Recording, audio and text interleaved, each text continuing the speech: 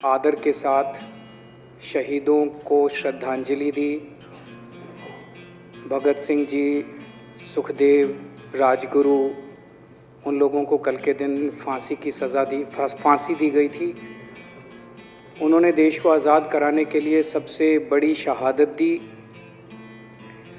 अध्यक्ष महोदय, मुझे बेहद खुशी है कि वैसे तो हम सब लोग सभी शहीदों को नमन करते हैं, सभी स्वतंत्रता सेनानियों का आदर करते हैं, लेकिन उन सभी स्वतंत्रता सेनानियों में एक तरह से दो चमकते सितारे हैं, बाबा साहब अम्बेडकर और भगत सिंह।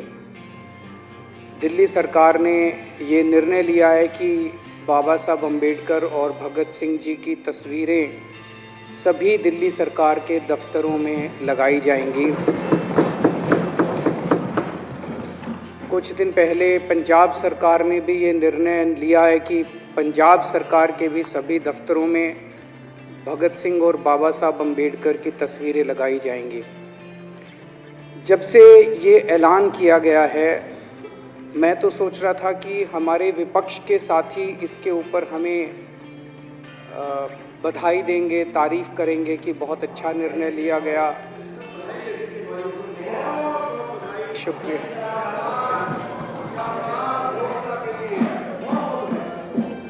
लेकिन जब से ये ऐलान किया है कि इतना, यहाँ तो कहने के लिए कह दिया, बाहर एक मिनट मेरे को पूरा, हमें इतना क्रिटिसाइज किया जा रहा है।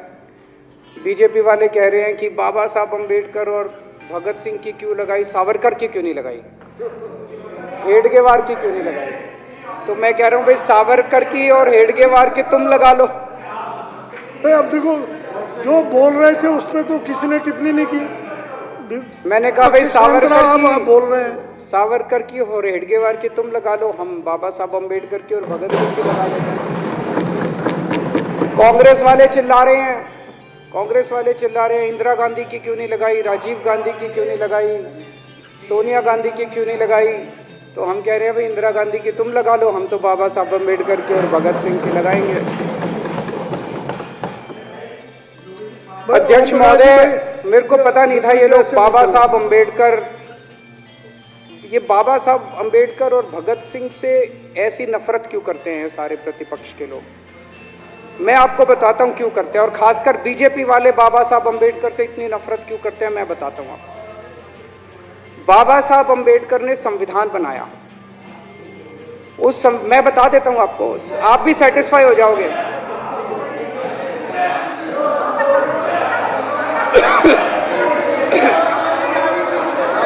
सुन के चले जाना।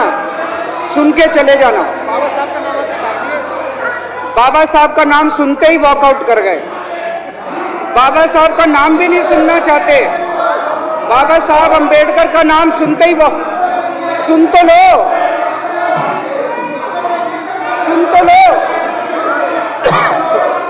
तो तमाशा, और ये सब कुछ जो इन्होंने बोला वो सच बोला, सुन तो लो।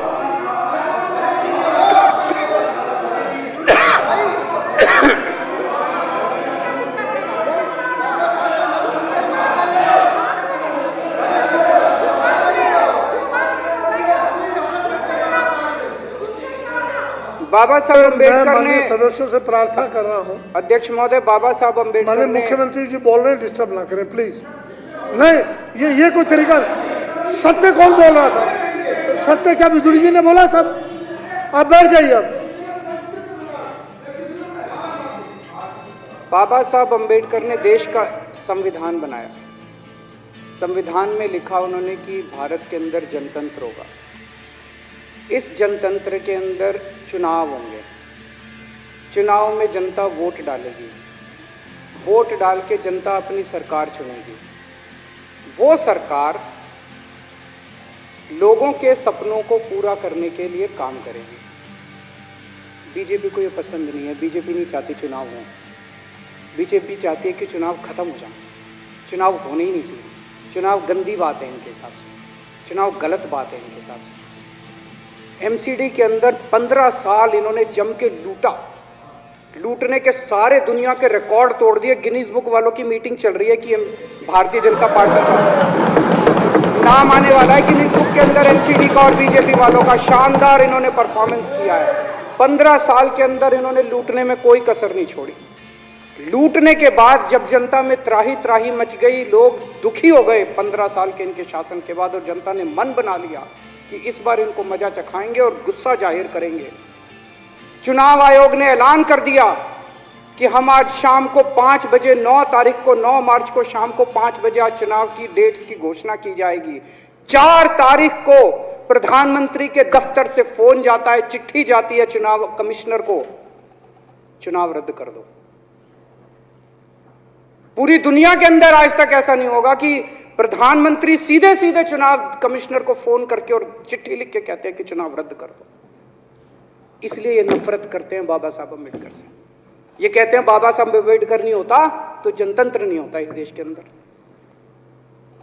कल एक बीजेपी का बड़ा नेता मिला, बोला जी मैंने तो अपने बीजेपी के बड़े नेताओं को बोल दिया ये चुनाव का चक्कर छोड़ो, एमसीडी में भी एनडीएमसी जैसा कर दो। मैंने कहा इसका क्या मतलब? वो बोले जैसे एनडीएमसी में चुनाव ही नहीं होते, एनडीएमसी में केंद्र सरकार नॉमिनेट कर देती है, बोले जी एमसीडी में भी यही हो जाना चाहिए।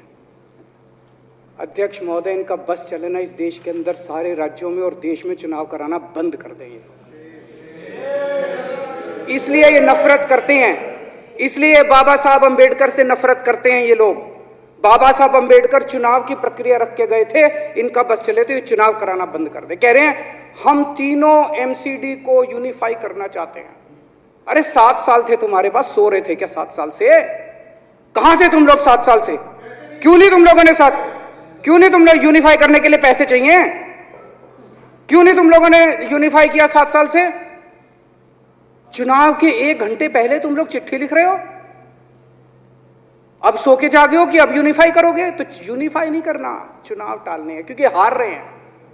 मेरी हाथ जोड़ के विनती है, हार जीत लगी रहती है, कभी ये पार्टी हारती है, कभी वो पार्टी हारती है, कभी आज बीजेपी हारती है, कभी आम आदमी पार्टी भी हारती है, कभी कांग्रेस हारती है। देश बड़ा है, देश की सोचो। आज आम आदमी पार्टी है, कल आम आदमी पार्टी हो सकता ना हो। आज बीजेपी है, कल बीजेपी हो ना हो। आज केजरीवाल है, कल केजरीवाल नहीं होगा। आज मोदी जी हैं, कल मोदी जी नहीं होंगे। कोई बड़ा नहीं है, देश बड़ा है, मुल्क बड़ा है, कौम बड़ी है, समाज बड़ा है। देश को नहीं झुकने देना, देश को नहीं टूटने देना, देश को नहीं किसी भी हालत में देश पे आंच नहीं आनी चाहिए। ये लोग देश के साथ खिलवाड़ कर रहे हैं, ये लोग संविधान के साथ खिलवाड़ कह रहे हैं। हम यूनिफाई करना चाहते हैं। इन्होंने एक चिट्ठी लिख दी चुनाव आयोग को कि हम तीनों एमसीडी को यूनिफाई कर रहे हैं, इसलिए चुनाव टाल दो। चुनाव आयोग ने चुनाव टाल दिया। कल को दिसंबर में गुजरात के चुनाव हो रहे हैं। अब जनता कह रही है ये गुजरात हारेंगे। अब अगर ये गुजरात हारेंगे तो ये 10 दिन पहले चिट्ठी लिख देंगे चुनाव आयोग को कि भाई हम गुजरात को और महाराष्ट्र को एक कर रहे हैं, इसलिए गुजरात के चुनाव टाल दो। गुजरात के चुनाव टल जाएंगे। अगली बार ये लोकसभा हारेंगे, चिट्ठी लिख देंगे जी ये पार्लियामेंट्री फॉर्म ऑफ सिस्टम बड़ा खराब है, हम प्रेसिडेंशियल फॉर्म ऑफ सिस्टम ला रहे हैं, संविधान बदल रहे हैं, चुनाव टाल दो। चुनाव टल जाएंगे। ये क्या मजाक बना रखा है इन्होंने, नौटंकी कर रखी है इन्होंने। भारत जनतंत्र है, देश ये बर्दाश्त नहीं करने वाला जो इन्होंने नौटंकी कर रखी है। कहते हैं हम दुनिया की सबसे बड़ी पार्टी हैं, हम तो जी दुनिया की सबसे छोटी पार्टी हैं। फिर भी डर गए तुम लोग।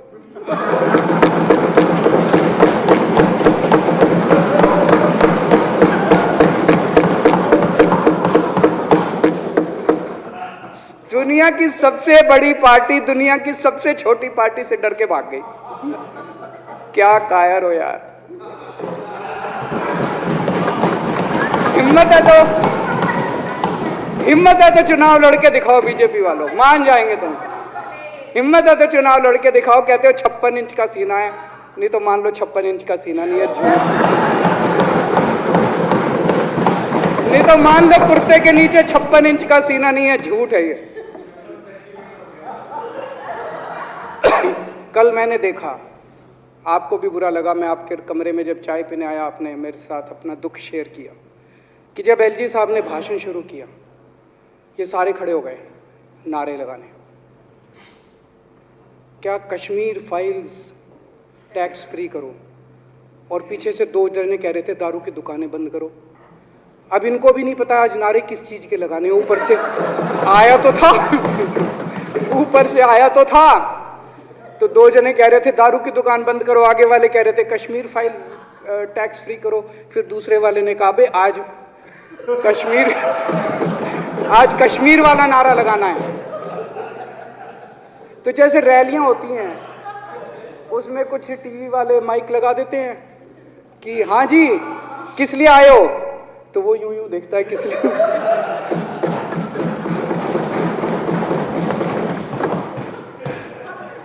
क्या हाल बना दिया इनका।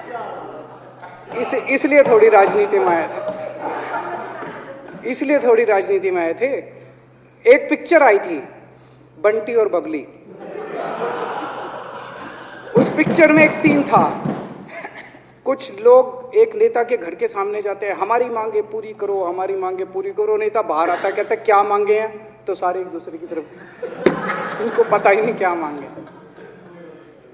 आज सारे देश की सारी भारतीय जनता पार्टी एक पिक्चर के पोस्टर लगा रही है गली गली में जाके। पूरी सारी भारतीय जनता पार्टी देश में एक पिक्चर के पोस्टर लगा रही है। इसलिए राजनीति करने आए थे, पिक्चरों के पोस्टर। अपने बच्चों को क्या जवाब दोगे? घर जाके बच्चे पूछेंगे पापा क्या काम करते हो? पिक्चरों के पोस्टर लगाता हूं।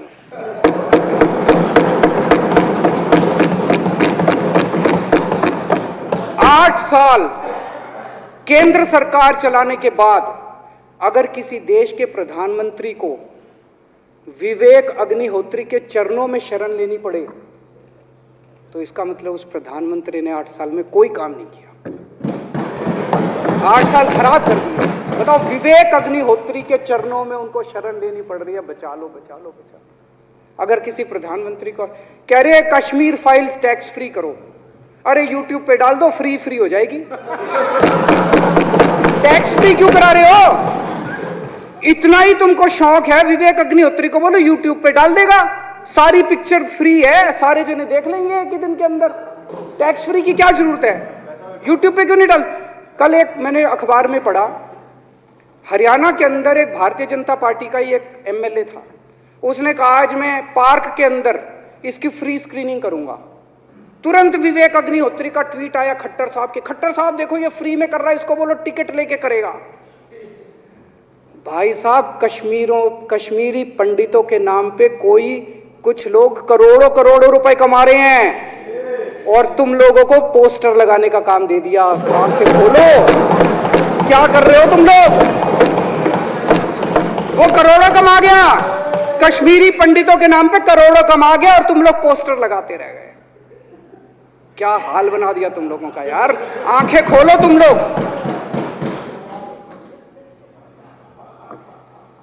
भेड़ बकरियों की तरह हाँक रखा है पूरे बीजेपी वालों को, भेड़ बकरियों की तरह हाँक रहे हैं। एक दिन बोले 3 का कृषि कानून लेके आए हैं, बहुत शानदार है, और फिर नीचे मैसेज आया भाई सारे जने तारीफ करो मोदी जी की। सारे बोले वाह मोदी जी वाह, क्या मास्टर स्ट्रोक है। और मेरे को याद है इसी सदन के अंदर इन लोगों ने उन 3 कानूनों की खूब तारीफ की थी, बोले क्या मास्टर स्ट्रोक है और क्या शानदार कानून लेके आए। 1 साल के बाद फिर आया भाई 3 कानून वापस ले लिए, बोलो फिर तारीफ करो मोदी जी की, भाई कानून बेकार थे मोदी जी। क्या इसी सदन के अंदर इन लोगों ने इतनी बेशर्मी, दिमाग पे ताला लगा रखा, इन्होंने कहा वाह मोदी जी वाह, क्या 3 कानून खराब थे आपने वापस ले लिया, देश को बचा लिया। क्या मास्टर स्ट्रोक, ये क्या हाल बना दिया आप लोगों का यार। फिर थोड़े दिन बाद बोले भाई दारू की दुकानों के खिलाफ करो, फिर सारे जने दारू की दुकान बंद करो, अब दारू ठीक हो गई दिल्ली में? आजकल तो शोर नहीं करते तुम लोग। अब कश्मीर फाइल आ गई, पहले कृषि कानून, रोज काम दे रखा है तुमको, कुछ ना कुछ ऊपर से आ जाता है, काम दे रखा है। अब दारू की दुकानें। मेरा एक ही निवेदन है मेरे बीजेपी के साथियों से, आप तो अपने ही हो, आप तो सब मेरे छोटे भाई, बड़े भाई, विदुरी साहब तो बड़े भाई हैं मेरे, आप तो सारे अपने हो यार। थोड़ा सा देश के बारे में सोचो यार, थोड़ा देश के बारे में सोचो। हिटलर भी जो था वो कम से कम अपने चमचों को नौकरी देता था, रोजगार देता था। इतिहास उठा के पढ़ो, उसने रोजगार तो दिया था, इन्होंने क्या दिया आपको? आपके बच्चों को नौकरी दी? आपके घर में कोई खाने पीने का इंतजाम करा? आपकी बिजली का इंतजाम करा? केजरीवाल काम आता है आपके? आपके भी घर की बिजली फ्री कर रखी है।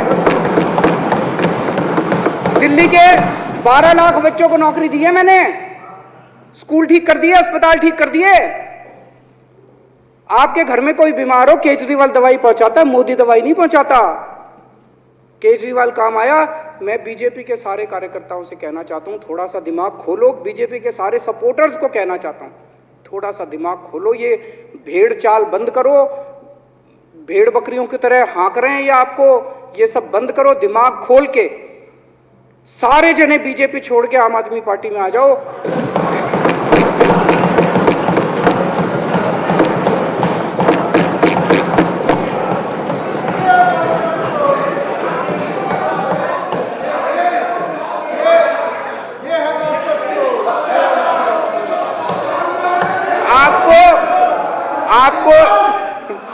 आपको इज्जत मिलेगी, सम्मान मिलेगा।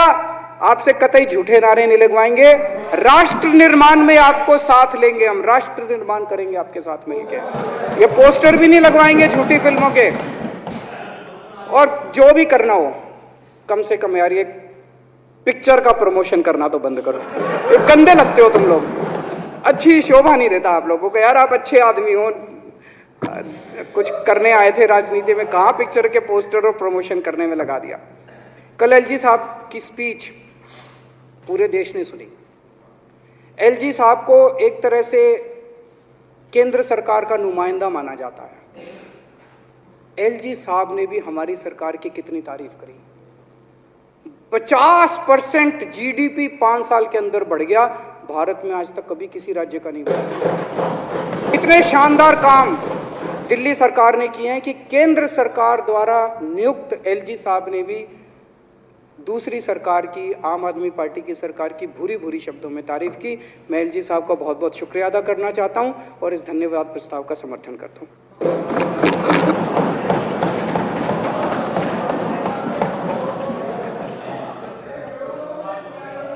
अब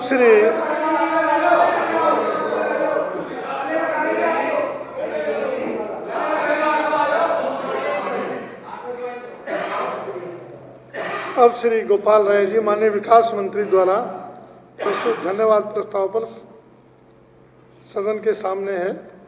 माने कि यह सदन उप राज्यपाल द्वारा दिनांक 23 मार्च 2022 को विधानसभा में दिए गए अभिभाषण के लिए उनके प्रति हार्दिक आभार प्रकट करता है। यह प्रस्ताव सदन के सामने है। जो इसके पक्ष में हाँ कहें, जो इसके विरोध में ना कहें। हाँ पक्ष जीता प्रस्ताव पारित हुआ। माननीय उपराज्यपाल महोदय को इसकी सूचना दे दी जाएगी। जो सदस्य कल दिनांक 25 मार्च, ये इसलिए है कि बजट 25 मार्च को पहले पेश होना था, हमारे 280 नहीं लगे थे।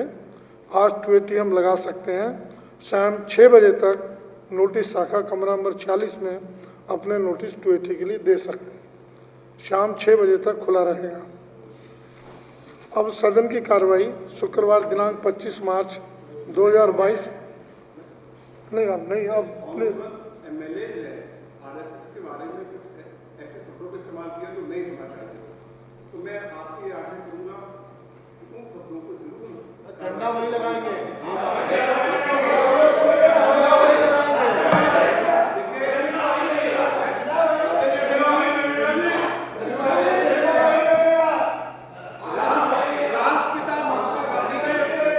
कौन से शब्द इस्तेमाल किए? शब्द तो बोलिए, शब्द कौन से इस्तेमाल किए?